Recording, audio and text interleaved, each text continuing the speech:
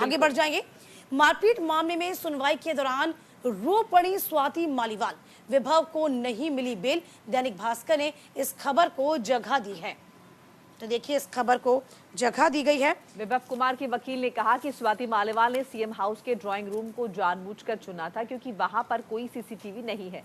वो जानती थी कि वहां सीसीटीवी नहीं है, इसीलिए इस जगह को चुना ताकि बाद में सुविधा के अनुसार आरोप लगाया जा सके। उन्होंने कहा कि एक तरह से ये सब कुछ सुनियोजित था, मेरे मुवक्किल की छवि को जानबूझकर खराब किया जा रहा है।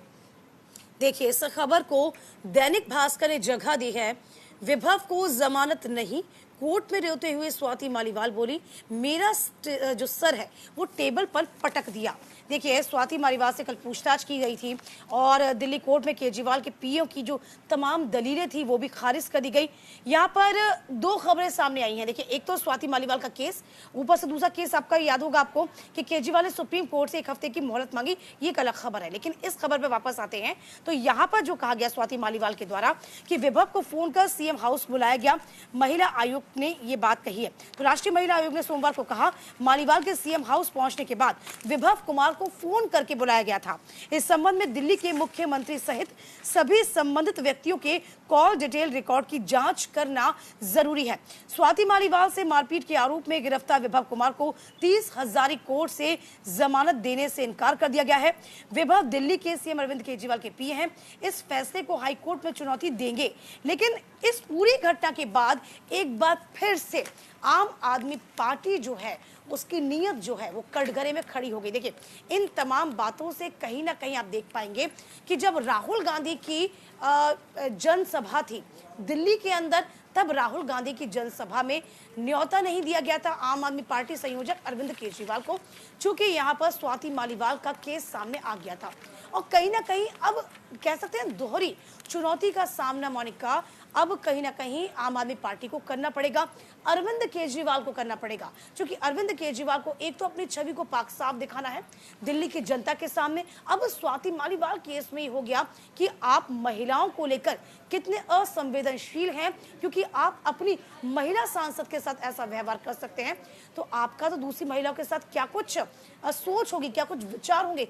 ये जो मुद्दा है अब लगातार तूल पकड़ता जा रहा है। देखिए राजधानी दिल्ली में महिला सुरक्षा का जो मामला है ये हमेशा से सुर्खियों में रहा है और अब चूंकि देखिए दिल्ली में आम आदमी पार्टी की सरकार है और सबसे दिलचस्प बात यह कि जो महिला ने आरोप लगाया वह खुद उन्हीं की पार्टी की राज्यसभा सांसद भी है। और अब ये कहकर पल्ला झाड़ लेना कि महिला का चरित्र ही ऐसा है, वो तो पहले अपने पिता पर भी आरोप लगाती थी, किसी भी तरह का जस्टिफिकेशन नहीं है।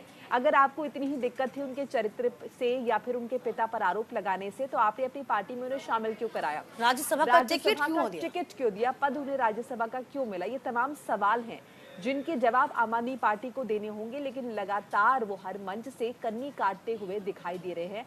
अरविंद केजरीवाल ने इस मामले पर अभी भी एक बार भी प्रतिक्रिया नहीं दी। 30 घंटे के बाद आपको याद होगा प्रेस कॉन्फ्रेंस की गई थी, इसके बाद में 30 घंटे के बाद संजय सिंह आते हैं, तब वो मानते हैं कि हाँ स्वाति मालीवाल के साथ अभद्रता हुई थी, उनके साथ मारपीट हुई थी। जिक्र करिए संजय सिंह का, संजय सिंह ने प्रेस कॉन्फ्रेंस तो की, लेकिन अब देखिए आम आदमी पार्टी के नेता क्या कह रहे हैं कि संजय सिंह को पता नहीं था।